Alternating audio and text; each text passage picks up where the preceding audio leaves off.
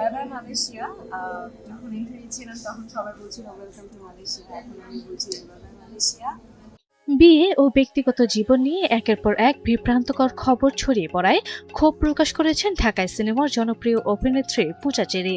তার ভাষ্য, যাচাই বাছাই ছাড়াই বিভিন্ন ব্যক্তির সঙ্গে তার নাম জড়িয়ে ভিত্তিহীন সংবাদ প্রকাশ করা হচ্ছে। এমন কর্মকাণ্ড বন্ধ না হলে নিজের আইনি অধিকার রক্ষায় পদক্ষেপ নেওয়ার হুঁশিয়ারি দিয়েছেন তিনি।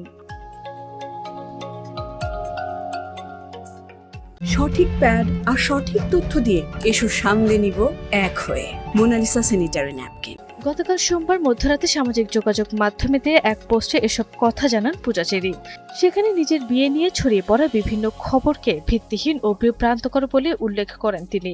পোস্টে পূজা চেরি লিখেছেন, গত কয়েকদিন ধরে বিভিন্ন সংবাদ মাধ্যমে আমার বিয়ে ও ব্যক্তিগত জীবন নিয়ে একের পর এক ভিত্তিহীন ও বিভ্রান্তকর খবর প্রকাশ করা হচ্ছে।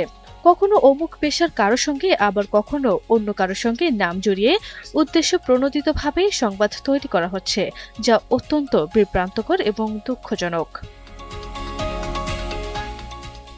নিজের বাগদান ও বিয়ের প্রস্তুতি নিয়ে পূজা চেরি লেখেন, আমি আগেই একটি সাক্ষাৎকারে স্পষ্ট করে বলেছিলাম আমি এঙ্গেজ এবং পারিবারিকভাবে আমার বিয়ে ঠিক করা হয়েছে।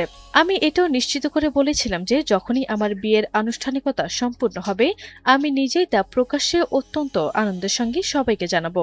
লুকোনোর কিছু নেই। বর্তমানে ক্যামেরার নৈপথ্যে থাকার কারণ ব্যাখ্যা করে তিনি লেখেন, বর্তমানে আমি নিজেকে কিছুটা সময় দিচ্ছি, নতুন কাজের জন্য নিজেকে প্রস্তুত করছি এবং সেই কারণেই ক্যামেরার সামনে অনুপস্থিত। সংবাদ মাধ্যমের উদ্দেশ্য নিয়ে প্রশ্ন তুলে তিনি কড়া ভাষায় বলেন, কোনো তথ্য যাচাই না করে বারবার আমাকে জড়িয়ে এভাবে অসত্য সংবাদ প্রকাশ করার পেছনে উদ্দেশ্য কি তা আমার বোধগম্য নয়। বারবার বলতে চাই, আমার এখনো বিয়ে হয়নি, যখন হবে আপনারাই প্রথমে জানতে পারবেন। সবশেষে সাংবাদিক ও সংবাদকর্মীদের বস্তুনিষ্ঠ তথ্য পরিবেশনের আহ্বান জানিয়ে পূজা লেখেন, আমি সবসময় আপনাদের ভালোবাসা ও গণমাধ্যমের সহযোগিতাকে সম্মান জানিয়ে এসেছি, কিন্তু আমার নীরবতাকে কেউ যদি ভিত্তিহীন ও সংবাদের সুযোগ বানিয়ে নেন তবে আমি নিজের আইনি অধিকার রক্ষায় বাধ্য হব। আশা করি সাংবাদিক ভাই বোনেরা ও গণমাধ্যম কর্মীরা বস্তুনিষ্ঠ তথ্য পরিবেশন করবেন এবং অসত্য নিউজ প্রকাশ করা থেকে বিরত থাকবেন।